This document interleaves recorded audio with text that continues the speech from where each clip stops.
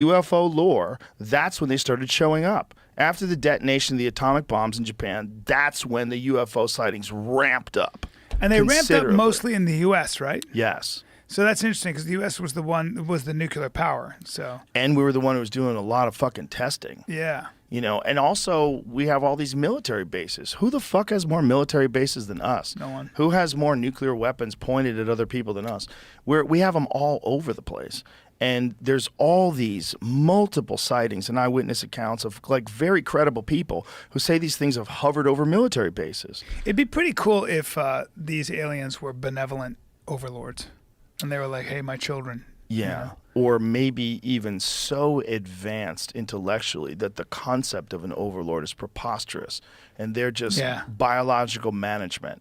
There's just the gardeners tending to make sure the weeds don't get out of hand and just like let this process continue to play itself out. Because this process of technological innovation it's the everything that humans do. Yeah. It's what we do at the pinnacle of our creation is we make better technology. Well, I always wonder about fractals and whether or not like this idea of this being a simulation, this being, you know, like we are kind of replicating, we are creating machines and doing our best to create them in our own image, right? Yes. And that's interesting. You know, that's because the mythologies that we subscribe to are the idea that this God that we pray to made us in his image. Right. And we're doing the same thing now with robots and computers.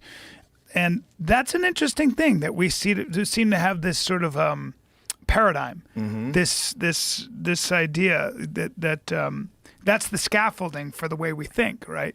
And to what end? And why are we doing that? Maybe it's the creation has it of already a new happened? life form. But has it already happened? Are we the result of that impulse that happened a long time ago? I think we are the shit-throwing chimps that are going to become the nuclear physicists. That's what we are the shit-throwing chimps from 2001 that become Oppenheimer. Yeah. Yeah, and then I think this thing that we become is integrated with technology. It's probably some sort of a hybrid. It's some sort of a cyborg. That's wild. Because I think we're already like on the verge of merging. You know, all this talk of like Neuralink and all these various things. We watched this video the other day of this guy who is Googling questions and getting answers in his head with his headpiece on. Have you seen that thing? Yeah. Yeah. That's so crazy. Incredible. Right? So how long before that is like that's Pong? I know, but that's and then you have the Unreal 4 engine in 2023 that looks like a movie. No. Like how long before that technology gets to the point where it's just supremely advanced, and we literally are like gods. But my question really is also the idea that that's engineering, right? That's a tool. It's innovation. But there's engineering. So there are two aspects to it. One is getting information faster and stuff, which doesn't get you closer to truth, but it gets you information faster. There are endless facts. But more importantly, I always wonder, like, why we are given this. I really believe that human potential is pretty much infinite.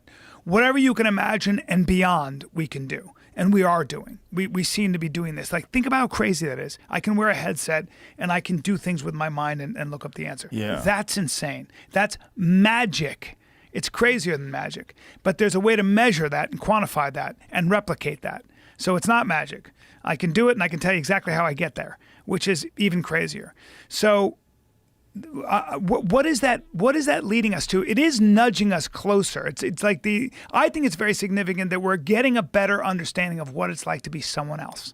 Yeah. We are. It's really hard to say that a Yanomamo Indian or whoever it might be thinks about things differently than I do when I know so much about how all these human beings, like someone in Iran, someone in Jordan, laughs and cries and bleeds at the same thing I do.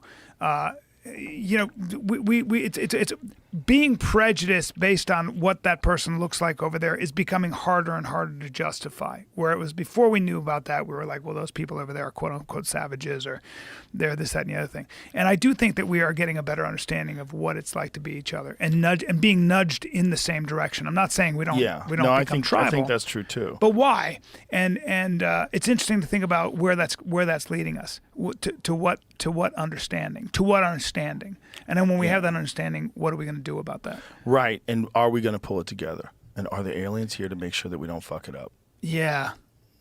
Yeah. That's the beautiful idea. The terrible idea is that it's all us.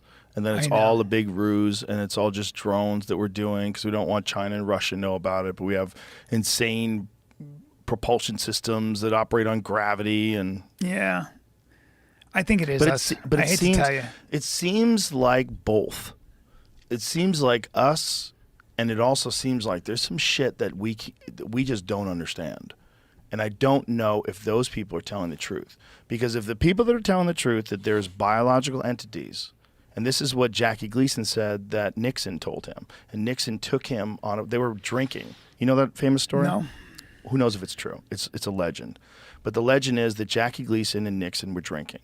And that Nixon said, you want to see some fucking aliens? And they get on Air Force One and they fly to some Air Force base and they go to a place where they have a crashed UFO and they have biological beings that are in freezers.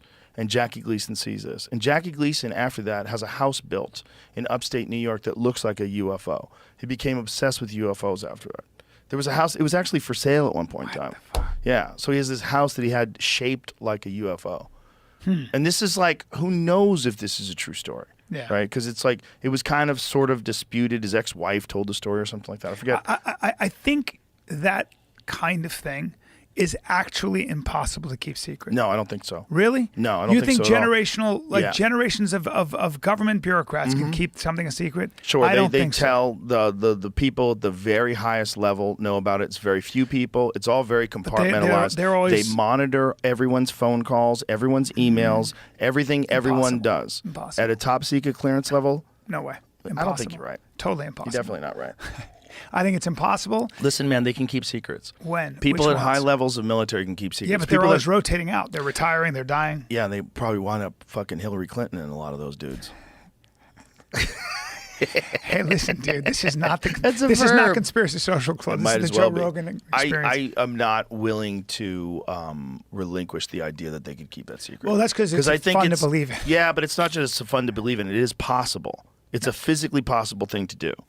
Especially if you have the right people and they're indoctrinated in the right way with top secret clearance. And by the way, it's not like these people don't tell their friends. And it's not like there's a bunch of stories floating around, because there are. There's a shitload of stories That's what I'm floating saying. around. But why would you, like, I would never keep that a secret. I'd be like, hey, you got fucking aliens. Here's the thing.